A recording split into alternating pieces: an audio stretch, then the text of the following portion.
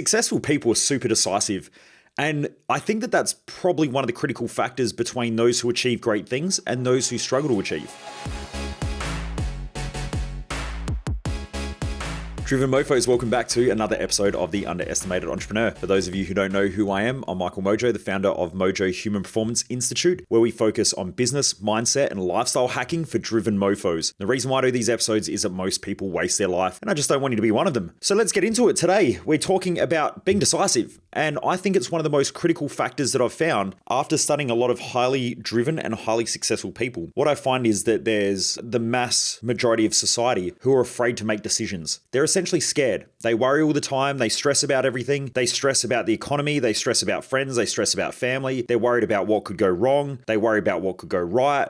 They worry about the weather. They get in this habit of worrying about everything. And the more someone worries about things, the more someone worries about fear, it pulls them away from focusing on their mission and what they're really trying to achieve. And so most people on a daily basis that I've come across and that I've seen just in general, now I'm not talking about the high performers that I work with and the people that have come to our events that I've been able to, I guess, mentally train and mentally condition to not be that way. And they achieve a lot more than those who just think like most other people. Now, if you flick on the TV in the morning and you hear the news and it tells you all this bad news stuff, you become more afraid. Then, people get to work and they start discussing what's going on in the world. There's a war, there's a financial crisis, there's something going on, and the media are dramatizing everything. Now, the media own most people's minds, whether we like it or not. Most people are sitting on Facebook, they're sitting on Instagram, they're sitting on social media, which is a media agency, the newspapers, the television media. And so they get prime time on those platforms. And they use dramatized words. They use fear-inducing words. Now, humans naturally need to survive.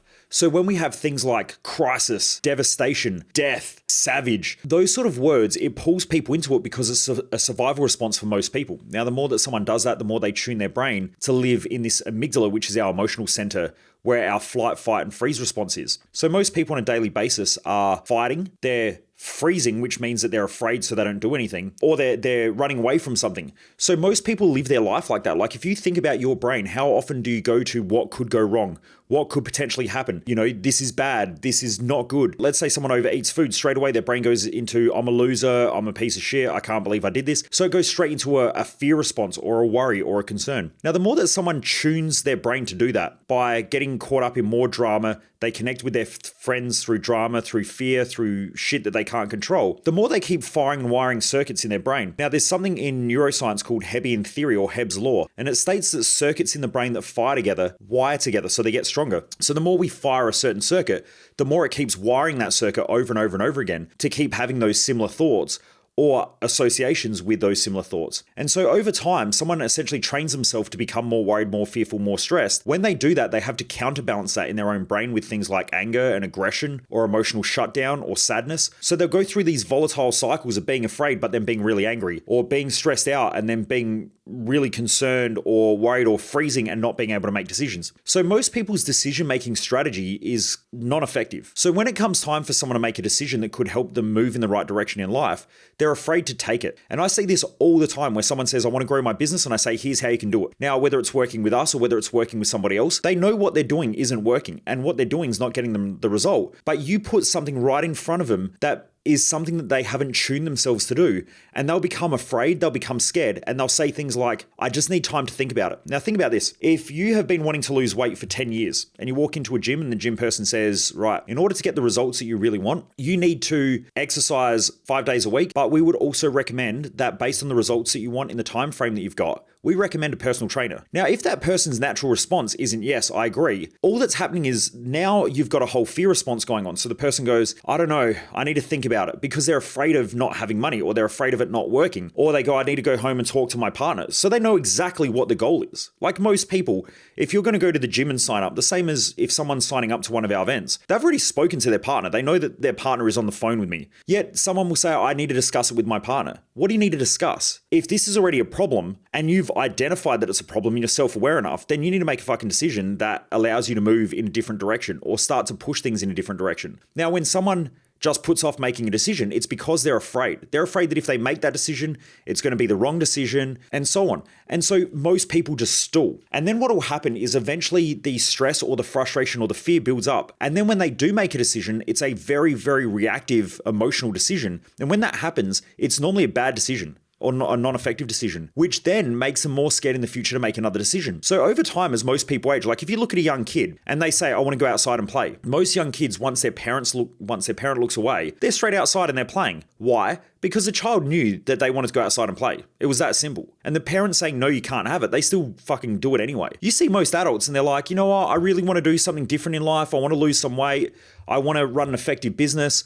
I want to get ahead financially. I want to have an amazing relationship. And then you put an opportunity in front of them. Most people then hesitate and they go, I need to think about it, or I just need some time, or I just need more information. They don't need more information. They need to be decisive. And so all of those things there are stalls. They're essentially stalling making a decision. And so the majority of people that I come across just stall decision making because they're scared, they're afraid, they don't know what to do. And because of that, it just consumes their brain. So when you don't make a decision and you know you need to make a decision, you're going to go home, think about it. When you think about it, you're going to start overthinking about it. When you overthink about it, then you're going to get stressed out. When you get stressed out about it, you're then going to start to create an impulse. That impulse is trying to give you some pleasure because of the pain that you're in. So when you're mentally and emotionally chaotic, you will go for impulsiveness in that moment. So let's say you've had a day, you keep putting off making decisions. Like let's say you're stuck in business has been stressful, finances aren't going that well. You don't really know what to do. You've got some staffing problems. You don't know what to do. That's creating cash flow constraints.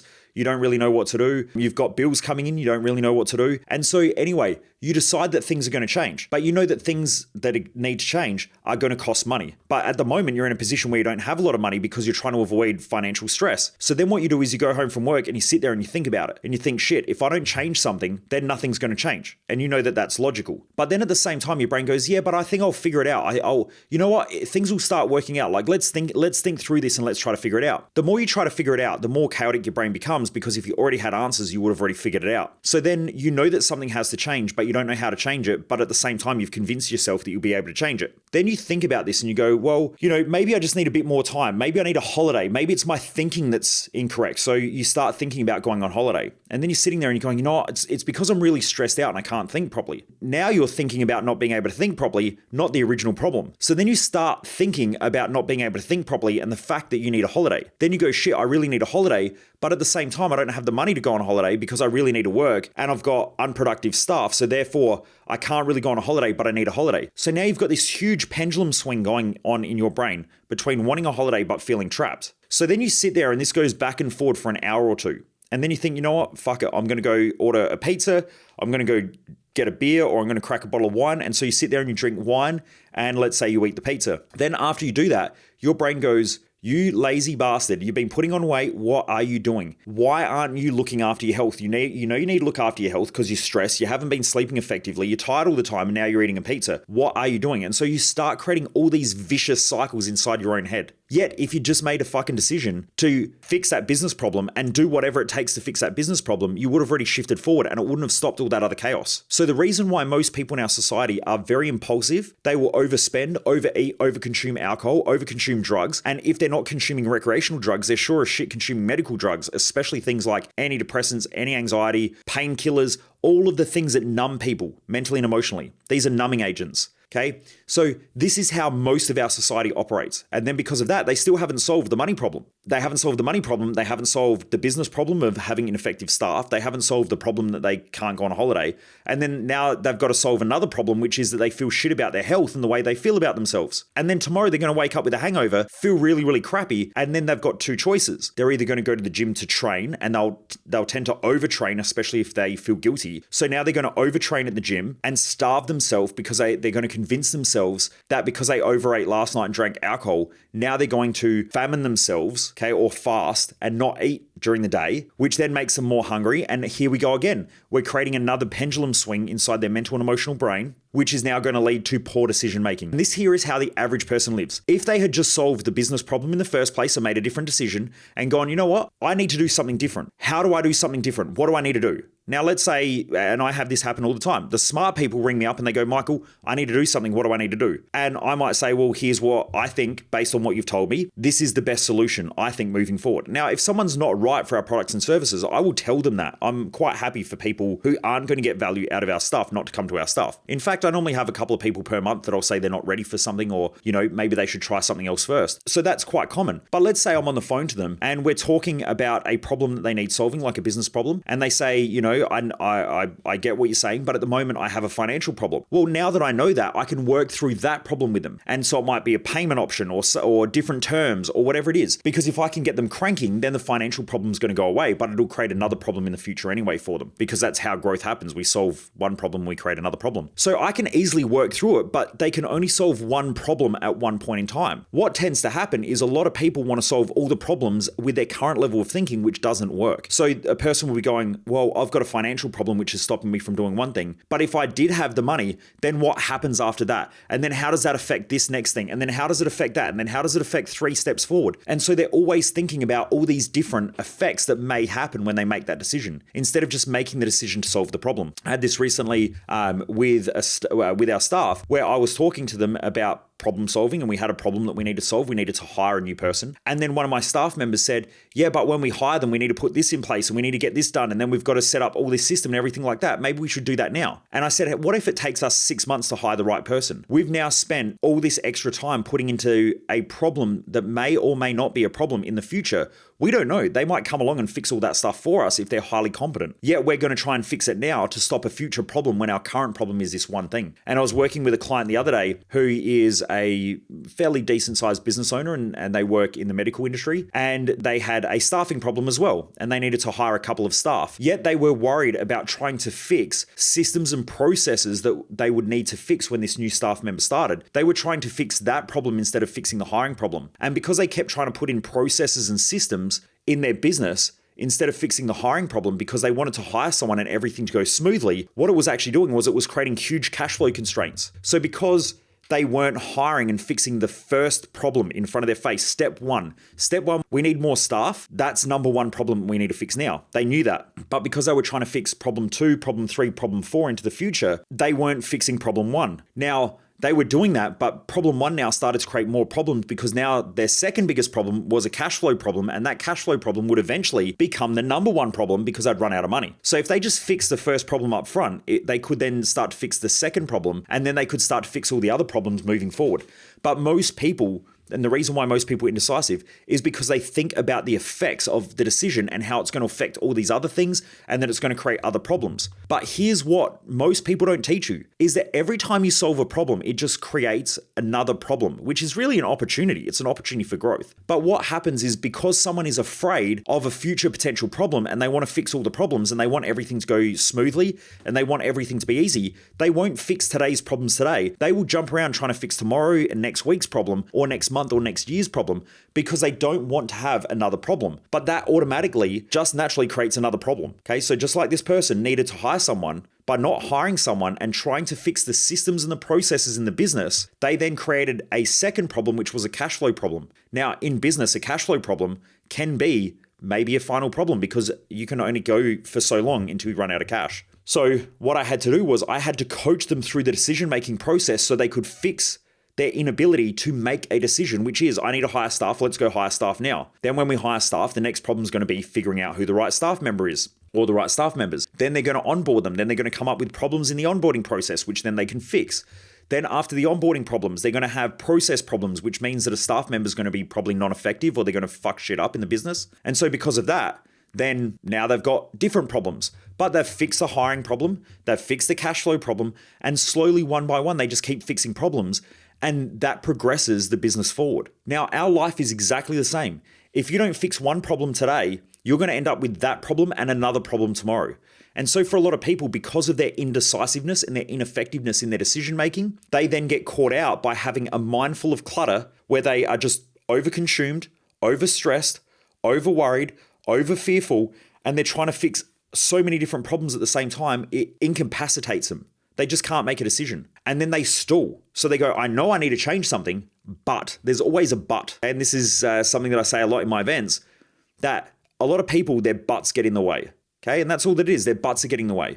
I would do something, but it's a money problem. I would do something, but it's a time problem. I would do something, but I need to go and ask my partner. I would do something, but I need to go and consider all these other things and go check my calendar. And so they just keep putting all these buts in the way of them making change. And it's normally the change that is going to get them the best result. Or if not, even if they make the wrong decision, if they can learn from that, it teaches you what to do better next time in your decision making, and it will teach you what works. So what I know about really successful business owners and really high performers in any area is you normally need to learn what not to do first. So I have wasted millions upon millions of dollars in our business. Millions I've just torched by really bad decisions. And I'm not saying that they were bad decisions because they were bad decisions. They were just bad decisions because I forgot to ask something. And so like I've hired marketers before. And by not knowing how to hire a marketer, I hired a lot of really shitty marketers. And now I've got a good marketer. Why? Because I learned what not to do first. I used to work in the fitness industry and there were a lot of really bad personal trainers. So because of that, now I have a really good trainer. I've used a lot of bad chiropractors and physios over the years that didn't help. So now that taught me how to look for a good physio and a good chiropractor. So it's by normally figuring out what not to do, you figure out what to do. But by stalling on the decision-making process, you can't learn what not to do, which then means that you can't learn what to do. And that there is a huge problem because then when you're going to make a decision, you'll beat yourself up. You've wasted 10 years making a decision that you should have made 10 years ago. And so now you've got this pressure of shit, I've got to make back time. So then you rush your decisions, you fuck it up. Then you beat yourself up around it, which then makes you less inclined to make a decision next time. And so now we're just in this position where most people live, where they're trying to change, but are afraid to make decisions. Normally the biggest, scariest, challenging decisions that you make in life are probably going to be the ones that put you forward in the right direction. Okay. So if you're not making decisions that scare you, you're not making big enough decisions and you're playing it safe. And that is the most unsafe position to be in life because those who tend to play safe the most are those who tend to risk the most, which is their time and their life. Most people will die with regret because they're so afraid of making the wrong decision. They just keep stalling and slowly they tick away the years. And what I do know is that when you're in your 20s, you have a lot of energy and not a lot of knowledge. And then in your 30s, you gain a lot more knowledge and you have some good energy. Not as much as in your 20s, unless you're someone like me who had chronic fatigue in their 20s. But in your 30s, you start to gain knowledge and you've got good energy, which means you can work pretty hard at a high intensity and be fairly focused as well and know a lot. Then you get to your 40s and you start to become more intelligent, but your energy starts to drop a little bit from what I'm told. Then when you get to your 50s, your energy starts to drop more, but you're way better at decision making. You're way more intelligent. You've had 30 to 40 years of making the wrong decisions, which normally means that your decision making skills are pretty good. Then by the time you get to your 60s and 70s, if you have lived a great life, you will be an absolute weapon of decision making. You'll be very, very intelligent. You won't have the energy, but every time you do something, you'll have the ability to hit it out of the ballpark. And that's why you get a lot of very highly successful people in their 50s and 60s and 70s as well, because they've made a lot of wrong decisions. There are so many 20-year-olds out there at the moment who aren't using their energy effectively and are afraid to learn because they want to be a millionaire overnight, or they want to have these amazing results, yet they're still not making the decisions that will help them to get there. In your 20s, if you're not studying and learning as much as you can and risking a lot, then you're probably not going to get to where you want to get to in your 30s, 40s, and 50s. If you're in your 30s and you're listening to this and you're not pushing and using your energy effectively and really pushing hard in different areas to not only get great results by learning a lot, but also by using your energy effectively, then don't be surprised if you don't get what you want in your 50s, 60s, and 70s. And then in your 40s, if you're not using decades of intelligent decision making and also fucking a lot of decisions up and thinking through things and then being able to make highly effective decisions now in your 40s, then again, you probably won't get what you want in your 50s, 60s, and 70s. So I'm saying this because hopefully it'll scare a lot of you into start making some pretty powerful decisions and stop messing around and wasting time in your life, because your time is the most valuable asset. Other people's opinions of you are not an asset. They're not a liability. They're something that you self-create in your own head. If someone calls you shit or they say, you fucked up, what an idiot, you're a loser, that's great. But see where they're at in 20 years. Normally the people who criticize others the most for making the wrong decisions are normally those who don't really make that many decisions. A lot of business owners I know, if they're around other business owners that are struggling, they understand the struggle. Why? Because they've been there. Whereas there are a lot of people in society who are first to criticize, but they're all the shit kickers who never do anything. Don't worry about those people. There's always going to be, if you're achieving, there's always going to be more people. There's always going to be more haters than supporters. And the supporters tend to be quiet, but the challengers tend to be very vocal. So who gives a fuck? Get out there, make the wrong decisions. If they're going to give you shit about it, like if they're your friends, if they're your family and they're people you went to high school with and people on Facebook, if they're going to give you shit, fuck them, because in 10 years time, you are going to be so much further ahead of them. They're going to look at you and go, how did they do it? And then they're going to have to try to figure out another bullshit way of trying to justify or trying to bring you down with some shitty justification as to why you got the results that they can't get. And that happens all the time in our society, right? I drive around in my cars and, you know, having a guy that had two supercars in their mid 30s, I get drug dealer, all of that sort of shit. Now, if someone's got to justify that I'm a drug dealer because I've got nice cars at my age, that's great. That just tells you their level of thinking. I've never had someone who pushes really hard in business call me a drug dealer. They normally come up and want to know what I'm doing and why I'm doing it. I only get called a drug dealer or, you know, a scam artist or things like that by tie kickers, by people who are never doing anything. That's all that it is. So you need to really think and reflect about the life that you want and the decisions that you need to make, because the most critical decisions are the ones that will get you the best results, but they tend to be the ones that most people put off as well. Anyway, I hope that helps, Driven Mofos. If you haven't already done so, can you please rate and review this podcast on whatever social media whatever platform you're on? All you need to do is click the little star rating there. It'll take 3 seconds and you just give it a rating. It helps us quite a lot to get this podcast out to more people. Every week we're getting more and more downloads, and the reason why is because the more that we get our ratings, the more it gets pushed out to more people as well, and the more people can see that you're enjoying it. So please, if you haven't already done so, if you can just take 3 seconds maximum and just give this a star rating, whatever star rating you like to give it, if you could do that, that'd be great. Anyway, Driven Mofos, I hope this helps. Get out there, make some big decisions, start challenging yourself. Don't get too caught up in fear and worries and concerns. Everybody has it. It's not unique to you. You're not a loser. It's just that everyone will naturally go back to a fear response when they're afraid, and they'll naturally worry and stress out when we feel threatened or when we feel challenged in life. That's completely normal. Courage isn't not having fear. Courage is having fear and doing what you need to do anyway. And the most successful people are normally the most courageous, because they're the ones who are prepared to make the big decisions. So get out there, make the decisions that you keep putting off. Have a great day. Keep pushing hard. And remember to rate and review this podcast. Anyway, champions, keep pushing hard.